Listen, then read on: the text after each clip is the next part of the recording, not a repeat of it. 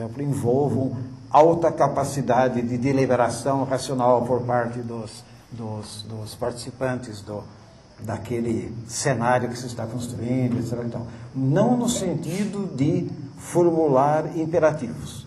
Aí eu desconfio que nenhuma teoria relativa a formas de conhecimento da sociedade possa satisfazer isso. Ninguém pode fazer. Quer dizer, de nenhuma teoria você tira imperativos morais.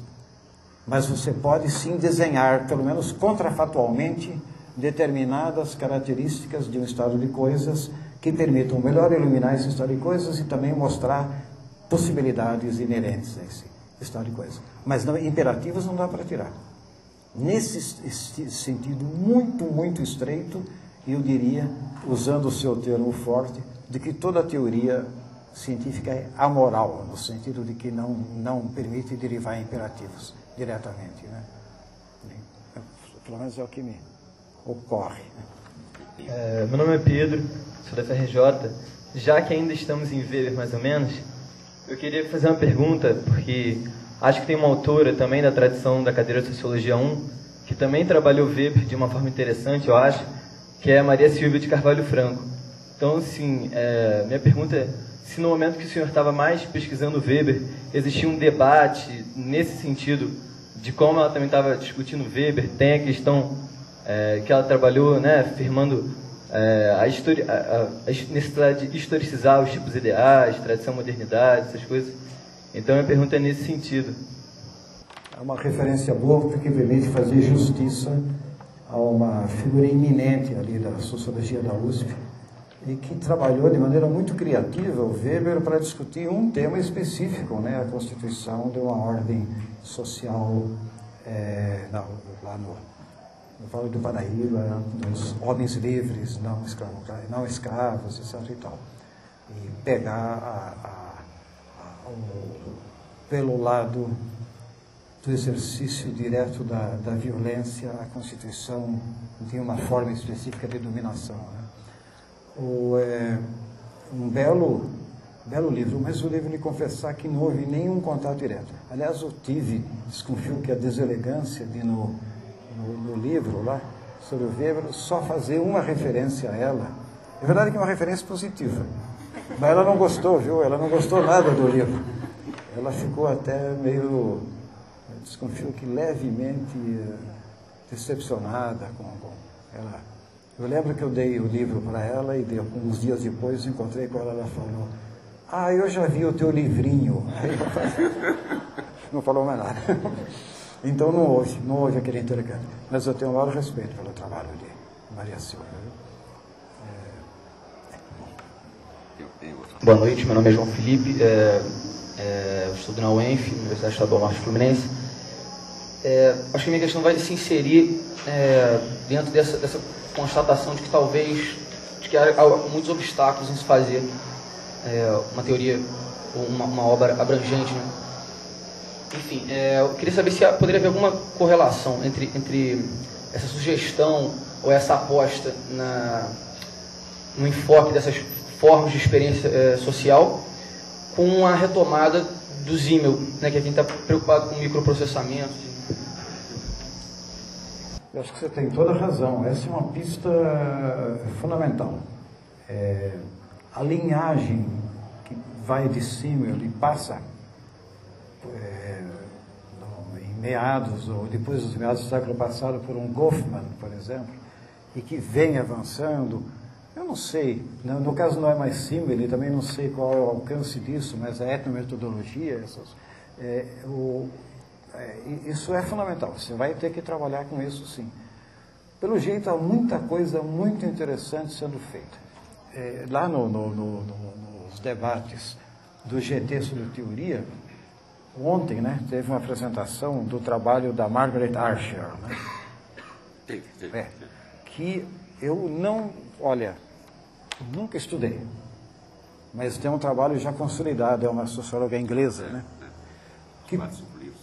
Os 4, 5 livros produzidos. Que, pelo jeito, tem grandes contribuições para essa coisa de formas de constituição da subjetividade, etc. Tem gente trabalhando das maneiras mais inesperadas. Nesse mesmo grupo, um colega participou com um texto em que o título era com quem se está falando quando se fala consigo próprio? E ele tenta... também. Sobre Asher também. Que é um belo tema. No fundo é para dizer, olha, o monólogo, o diálogo interior é um componente constitutivo da subjetividade social. Então tem que ser examinado. Você fala consigo próprio, a questão de com quem está falando é uma questão que transcende o teu fechamento autorreferido. É a constituição da tua inserção, da tua forma de inserção na sociedade que está em jogo. Tem muita coisa ocorrendo por aí, rapaz. Muita coisa interessante. Agora, o patrono disso desconfio que era Simmel. Simmel foi muito sensível a isso. Só que sensível lá do jeito dele. Quer dizer, ele estava preocupado com uma série de coisas também. É tal coisa. Ele estava preocupado lá com as coisas que o cercavam. Então, ele, ao mesmo tempo que tinha aquela finura para pegar pequenas relações, o tempo todo ele estava de olho no modo como aquilo se cristalizaria em certas formas persistentes. Então, a coisa fica meio, eu não diria prejudicada, mas talvez não vai até o fim, porque ele está tão preocupado com a carapaça que se vai formar em torno daquilo, que a sua análise do elemento vivo dessa carapaça para talvez antes do que seria conveniente.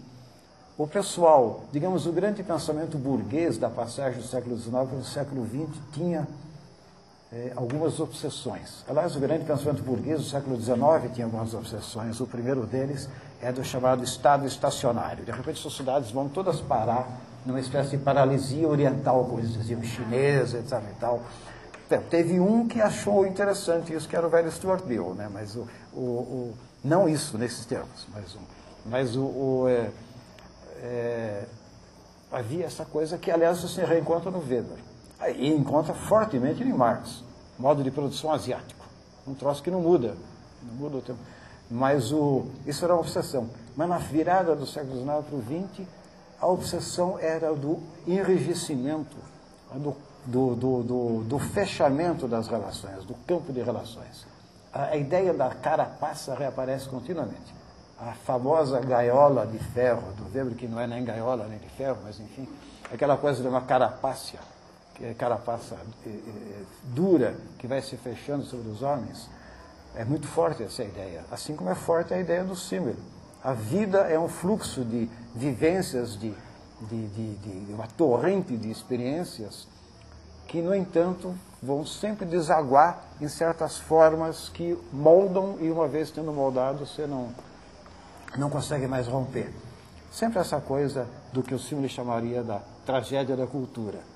O Lucas, nos seus piores momentos, o Gildo saiu para falar mal do Lucas, mas enfim, ele tem um livro chamado Destruição da Razão, que é um livro curiosíssimo, de George Lucas, dos anos 50, porque é uma espécie de panfleto escrito por um grande erudito.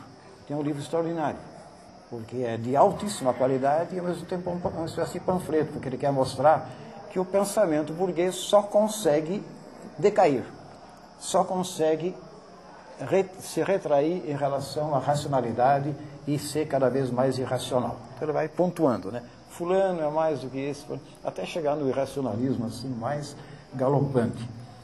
O desenho do livro é muito primário. Agora, é obra de um grande erudito, assim, não é qualquer um que faz panfleto assim. Mas num momento como esse, ele provavelmente diria, está vendo? Esses burguesões que não conseguem ver perspectiva alguma no futuro, que se veem dentro de uma classe que não tem mais vigor e que não consegue avançar, só podem mesmo ficar preocupados o tempo todo com carapaças que se fecham, formas que se consolidam, etc. e tal. Bom, estou fazendo uma sociologia do conhecimento baratíssima, baratíssima, mas alguém poderia argumentar um pouco nessa linha. Era uma espécie de obsessão. O momento contemporâneo não é desse tipo. Talvez possamos acompanhar mais longe as formas daquilo que num outro contexto, o Durkheim chamava de efervescência social, a emergência de novas formas de sociabilidade no interior da sociedade, acompanhar isso mais longe, mais meticulosamente, mais devagar, digamos, mais demoradamente, e retirar disso elementos muito importantes, porque as sociedades estão se socializando cada vez mais, né? É outro dos grandes temas que assustavam os nossos grandes antepassados, incluindo o pessoal da teoria crítica. A sociedade se socializa de uma maneira extrema, ou seja, vai fechando todos os caminhos. E basta pensar, não preciso ficar falando isso para vocês aqui, na proliferação e no aperfeiçoamento das formas de controle no mundo contemporâneo, para sentir que, de alguma maneira, se o controle consegue chegar com tanta capilaridade ao fundo da vida social e cada vez mais ao fundo dos indivíduos, é bom que aqueles que estão querendo conhecer a sociedade e também aqueles que querem fazer uma teoria de crítica da sociedade vão ali no fundo antes que o controle tome conta. Porque os consultores das grandes empresas são bons. E se o pessoal que faz estudo e que faz teoria crítica não for muito bom, vai ser engolido. Vai ser engolido. Eu estou lembrando aqui um pouco uma frase do meu já N vezes citado mestre Yanni, que dizia para os estudantes: vocês pensam que é só proletário, que é só revolucionário, que ele é o capital? A burguesia lê o capital, sim senhor, e aprende muita coisa. E aprendeu pra caramba. Eles aprenderam técnicas de planificação que deixavam os soviéticos no chinelo, né?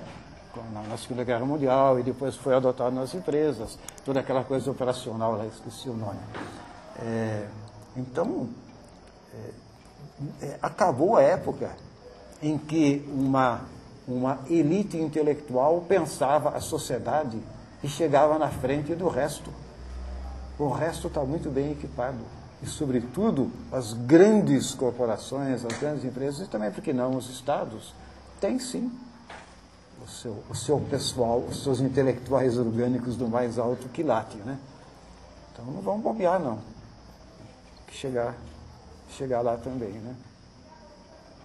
Então, eu não sei se isso é desalentador ou instigante. Eu espero que seja instigante, né? Posso, então, bom, surgir mais alguém, na hora que você tiver vontade de jantar, pode bater uma tela. Eu queria, minha pergunta é um pouquinho diferente das demais. Eu tive diversas situações interagindo, aprendendo com o Gabriel, seja em sala de aula, em quadra de tese, em conferências, palestras, conversas mesmo, assim, mais informais. Uma coisa que sempre eu gostei muito, de muita atenção, o Gabriel tem uma capacidade, que eu acho admirável, de falar dos temas mais áridos e ao mesmo tempo com humor e ironia, que traz a gente para o mundo, digamos assim, informal, de uma forma muito rápida. Então eu vou aproveitar essa característica, não sei nem se é um estilo, né? Quem sabe? Não vou saber o que vou afirmar, mas talvez seja. Em função disso, eu vou fazer uma pergunta que eu ouvi uma vez o Gabriel falar uma coisa. A gente tem o hábito de falar dos três clássicos, tirando Zimmel, né? Como três porquinhos, né? E uma vez eu ouvi o Gabriel falar que o Marx era o porco prático. Tá? Então eu queria saber dele se ele tem adjetivo para os outros dois. Era essa a minha pergunta. Não, de porquinho não, mas eu tenho referências zoológicas para os outros. Por exemplo, o Durkheim é uma espécie de cão pastor alemão. Ele delimita o terreno, faz a volta naquilo lá, cuida meticulosamente daquilo, define direitinho a coisa e não tem papo, né? O que está dentro, o que está fora, né? O Marx é, de fato, o porquinho prático. O símil também é fácil. É uma espécie de esquilo. Ele sobe pela árvore, desce do outro lado, sai em disparada o tempo todo, pega uma noz aqui, outra noz ali, perde a noz no caminho, esconde no lugar errado, quer dizer, é um esquilinho bem adoidado. Agora, o Weber é que resiste a toda... Quer dizer, primeiro, Que porquinho ele podia ser, né? Deixa eu ver. Ele devia ser aquele que sopra e não derruba a casinha, né? Talvez seja isso. O porquinho resignado que sopra não... Ah, não, o porquinho não sopra. O porquinho está do lado de dentro. Eu coloquei... É claro, é claro. Não tem jeito. Eu botei o pobre do homem no lugar do lobo. A casinha aquela de ferro pra casa. É um pouco isso. O porquinho que para se defender... É uma boa essa. Olha, o José matou a charada. O porquinho, para se defender do lobo e tornar mais rígida, a casinha acaba construindo uma casa de ferro fechada, sem janela, etc. e tal. A famosa gaiola de ferro. Tá bem, bolo. Fechou, viu? Fechou. Valeu.